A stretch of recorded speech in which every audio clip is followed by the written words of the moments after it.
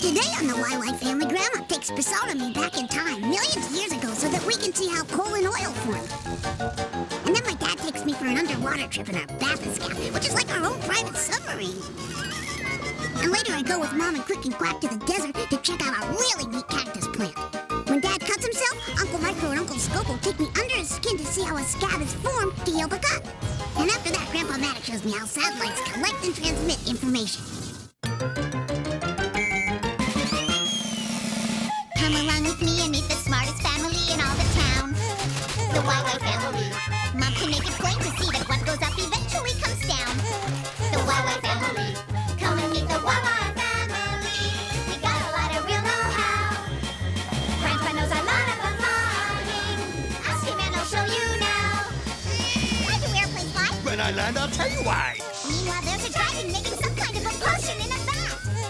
The YY family. And Grandma's no stranger. She can teach you all the dangers found in that. The YY family. Max is a mechanical marvel. Why? I know copy kind of guy. Maybe he can show you the answer now.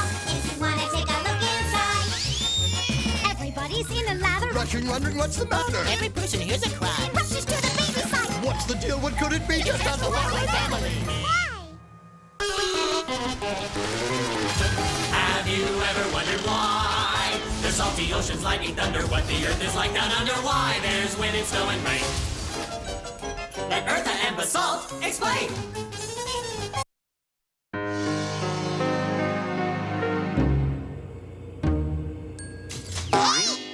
What happened? A power outage, and I can't find a single flashlight. Luckily, I've still got my old oil lamp. Basalt, would you please get a bag of coal and my old stove from the cellar? We need a good fire to keep us warm.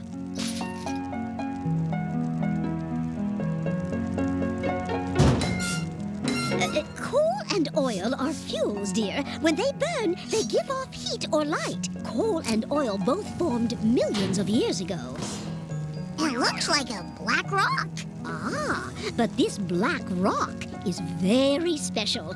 I'll show you. Where are we, Grandma? Well, we're 250 million years in the past. Now, as you can see, at that time, there were rainforests everywhere. These are the biggest trees I've ever seen. Little by little, all the prehistoric forests and plants disappeared. What happened to them? Well, as the climate changed, they slowly rotted and disintegrated in the muddy water. In time, the water evaporated, and what was left of the plants was covered by layers and layers of mud. As the layers built up, the pressure changed the rotting plants into a compact layer called peat. Over the course of thousands of years, other materials covered the peat, which sank under their weight and settled in the ground. By the time the coal had sunk to about 180 feet underground, it had hardened into a type of coal my stove uses. And what about oil, Grandma? Well, not exactly. The ingredients are a little different, and oil isn't solid like coal. It's a thick brown liquid.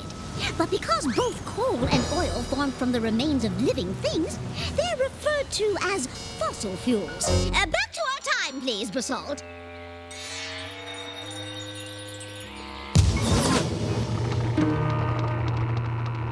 Oil isn't mined, Victor. It's pumped. When oil is located, a drill pipe digs down into the ground, and then the oil is pumped up to the surface. The oil is refined, which means that all the impurities are removed from it. It's turned into heating oil for our homes, gas for our cars, tar for our roads, and even plastic. You mean my toys are made from oil? Well, you might say that.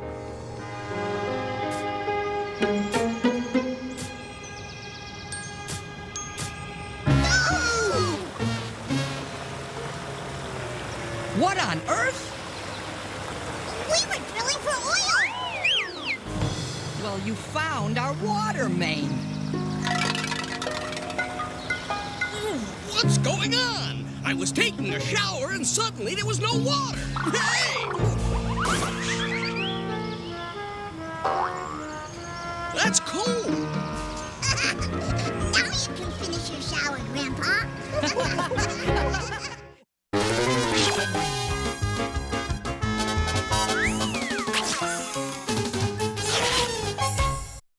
How does it do this? How does it do that? Max is the one with the electronic knack.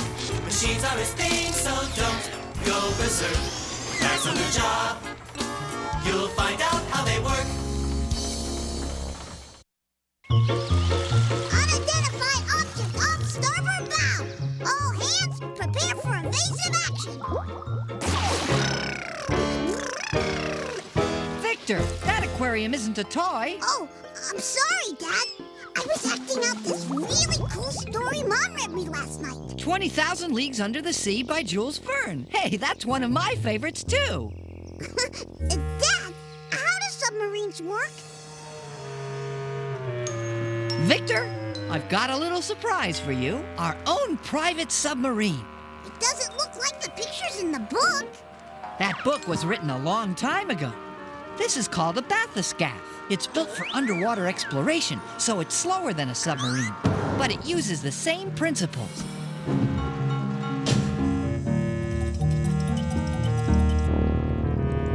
Fasten your seatbelt, and away we go! We're diving! Our hull has special tanks called ballast tanks. When they're empty, the bathyscaphe is lighter than the water, so it floats.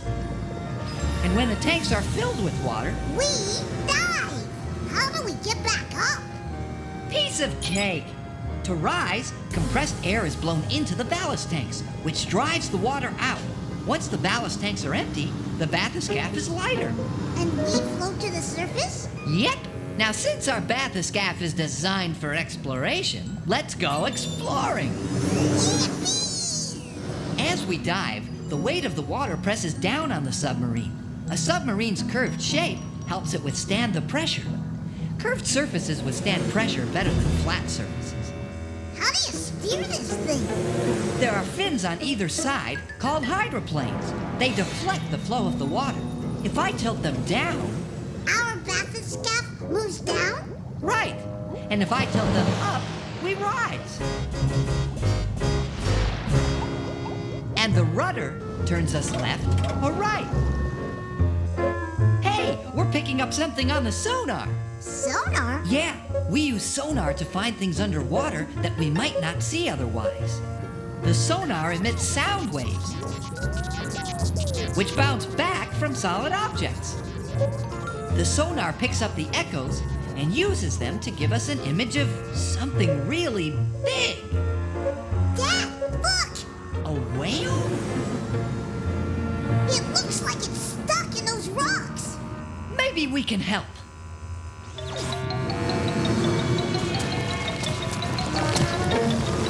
Hey, Dad, look, its body is rounded, like our bathyscaphe. I bet it's to withstand the water pressure. Good for you, Victor. Some submarines are actually modeled after the shape of a whale. Uh-oh. It looks like saving our friend used up the battery. Maybe we can get him to return the favor. Well, Victor, any more questions about submarines? Yeah. Did they all come with their own whale? Very funny.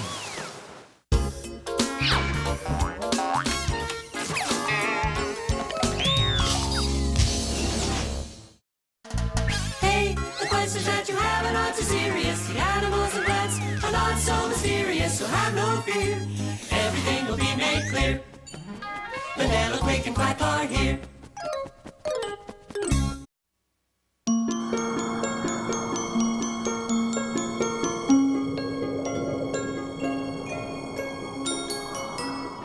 Well, Victor, are you enjoying our camping trip to the desert? Oh, yeah. It is very interesting. It's also very hot. Whose idea was this anyway? Well, since it's a bad idea, it must have been yours. My idea was your idea. Oh, come on, Settle down, you two. The sun's going down, so it'll cool off soon. Let's get back to camp. Vanilla to Max, we're on our way back. 10-4. Hey, we'll meet you halfway and save you a long, hot walk. Boy, I wish I could be a cactus. The heat doesn't seem to bother them. That's because they've adapted to living in the desert. Really? How do they survive? First of all, cacti are able to store up water, which is very important in an area where there's very little rain. They even save their perspiration. Most plants perspire through their leaves to get rid of excess water. Look at these big leaves. Whoa, this one must sweat like a pig. Actually, desert plants use their leaves to retain as much water as possible. Take a look. I remember. You showed me this on the plants in your greenhouse. Those holes are stomas. Stomata, or stoma if there's only one. That's where some of the water goes out. During the day, they remain shut.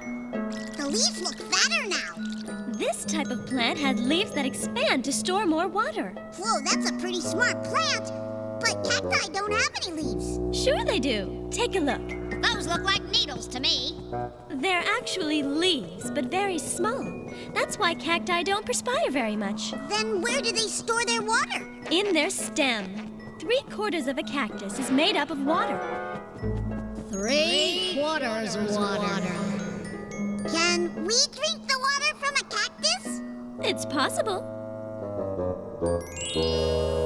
Ah, that's good enough for me. Quack, watch out! Yow! I guess the needles also protect the cactus. Now he tells me. That's right, Victor. The desert is full of animals who would like nothing better than to drink the water inside the cactus. And you should also know that some species of cactus are poisonous. The sun is setting. Good riddance. I wouldn't be so sure. In the desert, nights get very cold. What about the cactus? Doesn't it get cold? They have very thick skin to protect them from the cold. Sounds like they're ready for just about anything. Heat, cold, and thirst. Right again, Victor. They're almost indestructible. Oh, and here's our ride.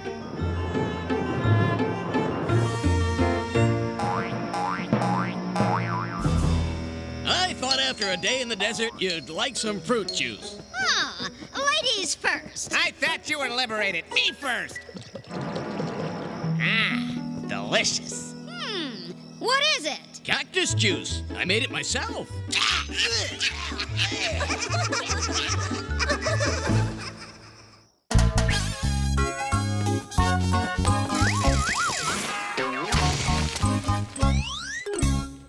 have seen nothing like this. With these two guys you can't miss. We wonder what's inside you. These are just the guys to guide you. Come on, let's go.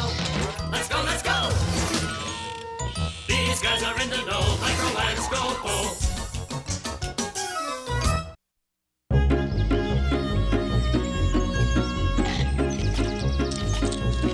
Boy, Victor, I can almost taste the cherry pie your mom's gonna make from these. Take this, sport. I'm on my way down. Oh no, Max! There's no time to lose. Do not worry, Max. Everything will be fine. We are trained professionals.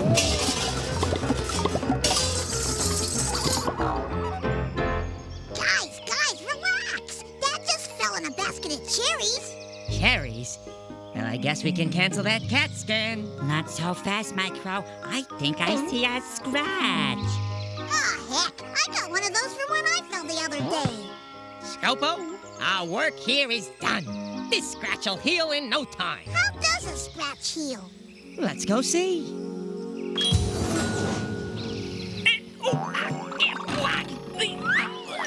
The things I go through for pie. Hey, Uncle Micro. These look like underground rivers. Those are tiny little blood vessels running under the skin.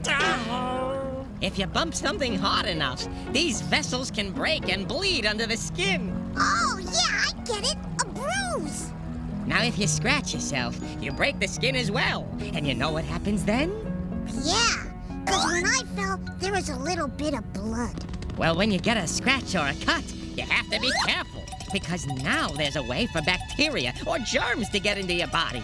Or they can cause an infection, and that can keep the scratch from healing. Now, Victor, let's go see how a scratch heals.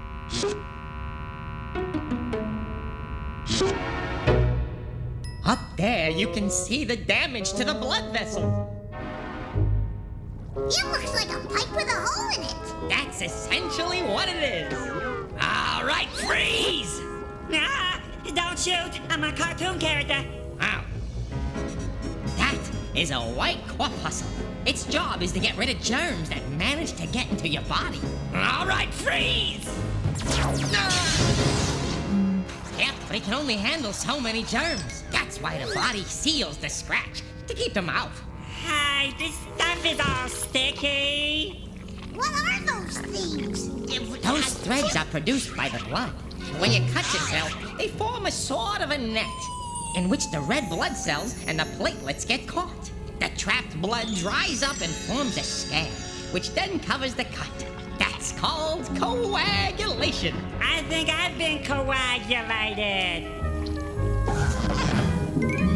And underneath the scab, your skin cells are multiplying to fill in the scratch. And when they finish, the scab is no longer needed and falls off. So this little mark is gonna go away? Oh yeah, just give it a few days, but don't pick it.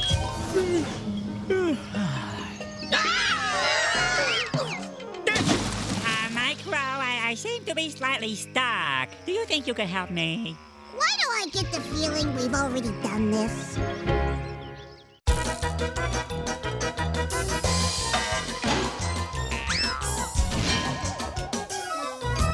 Who has all the answers about the sun and moon and stars? That would be Zygo and Magic. Who can tell us all about the atmosphere and Mars? That would be Zygo and Magic. Pick a spot in outer space, they've been all around the place. Zygo and Magic, here they come.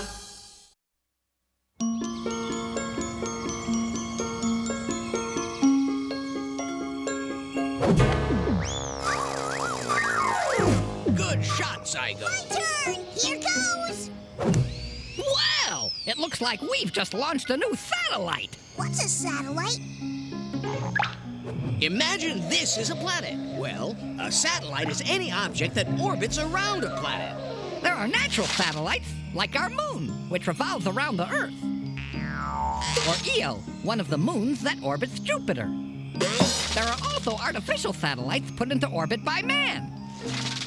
What are they for? Well, I have to launch a little satellite of my own. So let's go check him out up close, huh? You two go ahead. I have some, things to take care of. We use satellites to collect and transmit all sorts of information. Satellites can see one half of the Earth in one glance. And when they look into space, they have a clearer view of the stars than anyone can get on Earth. Satellites transmit their findings back to the surface, where people receive and process the information. What kind of information? Well, each satellite is designed for a particular purpose. For instance, this one is a weather satellite. Oh, is this what the satellite is seeing? That's right, Victor. Those are satellite pictures. They show cloud formations and wind movements around the Earth. They'll be used to figure out the weather forecast. Can it see what happens under the clouds? No, but there are satellites that can. They're designed to monitor the ground, like the one we're about to put into orbit. Can we watch the whole world now? Not quite, but we can take a good close look at the area right below us. Satellites are capable of taking very detailed pictures from thousands of miles out in space. Well, that's pretty sharp, all right. They're used to draw up detailed maps, follow animal migrations, or observe crops and forests. Hey, Grandpa, what's that really weird-looking satellite? It isn't a satellite, but what on earth is it? Ground control to Major Tom. Let's not take any chances. I think you lost him, Grandpa. Hey, where are we going? 22,500 miles from the Earth. I'm taking you to see a communication satellite. What does it do? It relays television broadcasts, radio signals, and telephone communications. Well, how come it's so far away? Because at this distance, a satellite orbits at the same speed that the Earth turns. So it remains over the same part of the Earth all the time. That's called a geostationary satellite. If it didn't keep pace with the Earth, we'd have to wait for the satellite to pass above us again to carry on phone conversations. Then I guess those geostationary satellites are important. Grandpa! Grandpa! There's that weird satellite again! Thought you got rid of me, didn't you? Well, I have to launch my own geostationary satellite. to help me find all the bones I buried in the backyard.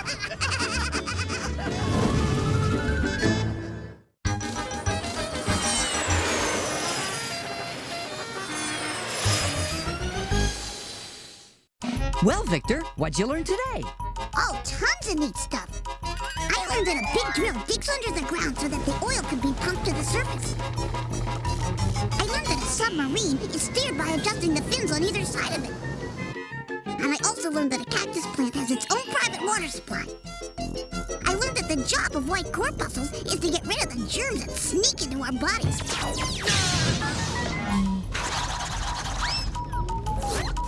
And I learned that satellites are capable of taking very detailed pictures from thousands of miles out in space.